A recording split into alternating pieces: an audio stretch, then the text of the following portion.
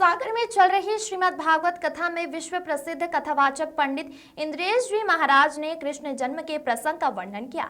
उन्होंने बताया कि भगवान श्री कृष्ण का जन्म मथुरा के कंस के कारागार में हुआ था, जहां देवकी मैया के गर्भ में दिव्य तेज प्रकट हुआ।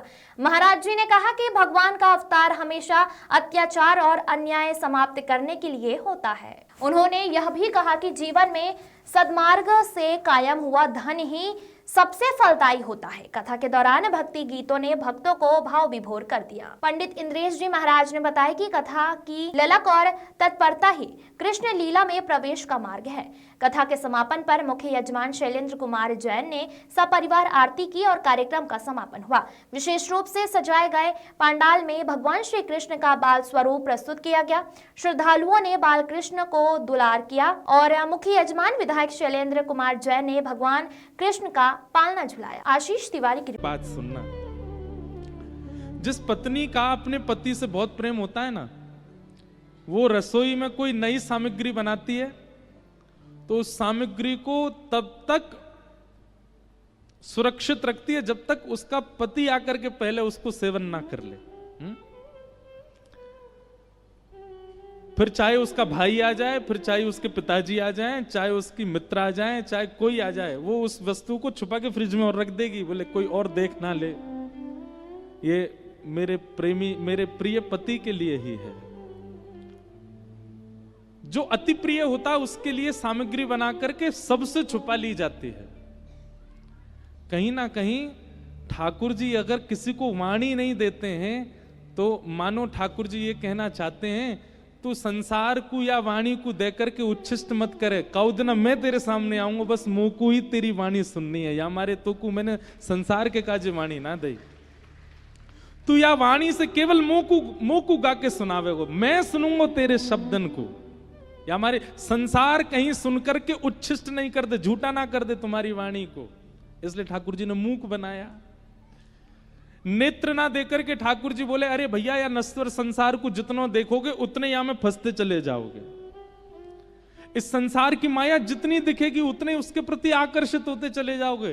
ठाकुर जी ने नेत्र ना देकर के कही तू संसार मत देखे, संसार देखेगो तो वहां में फंसेगो, तो को मैं नेत्र ही ना दूंगा, तू फंसेगो ही ना, तू तो केवल मोह देखियो, एक दिन मैं प्रकट होऊंगा और मैं ही तो को दिखूंगा।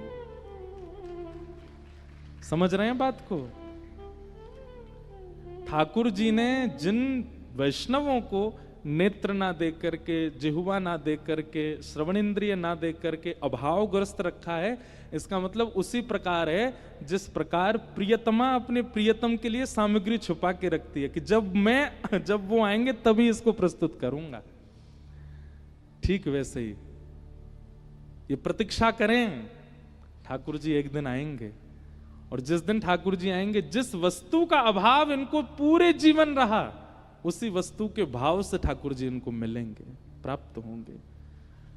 हमारी बात देखी जाए तो हम आप सब लोग तो उच्छिष्ट कर देते हैं।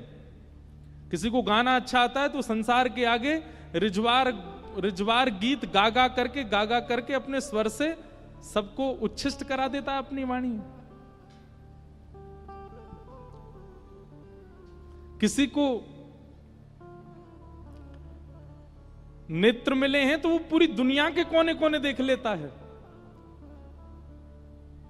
और नेत्रों से सबको देख करके सबसे रीझ जाता है और सबके प्रति अपना मन दे करके मन को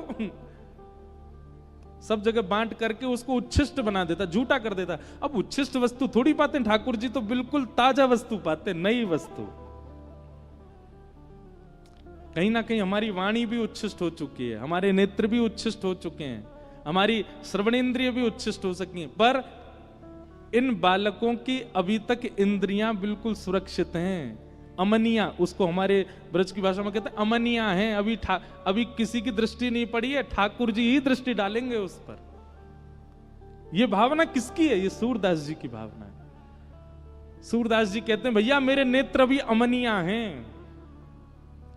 अमनिया मतलब बोले मैंने कोई देखे ही नहीं है, मेरे नेत्रन में कोई आयो ही नहीं है, अमनिया हैं, बिल्कुल अभी शुद्ध हैं, बिल्कुल अभी सात्विक हैं, बिल्कुल पवित्र हैं, कोई के भय ना है ये।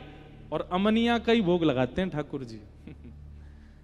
हमारे मंदिरों में नियम है कि भोग बनाते समय रसोइया को भी अपने मुख पर पट्टी बांधनी पड़ती है। क्यों? कि कहीं भोजन की सुगंधी भी उसको ना आ जाए, कहीं सुगंधी से उसकी जीभ में पानी आ गया तो भी ठाकुर जी नहीं पाएंगे। इतनी अमनिया प्रिय है ठाकुर जी को।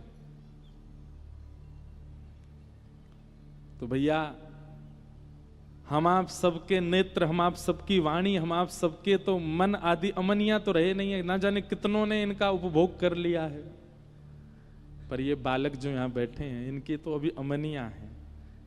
ठाकुर जी इनको स्वीकार करेंगे, जैसे सूरदास को किया।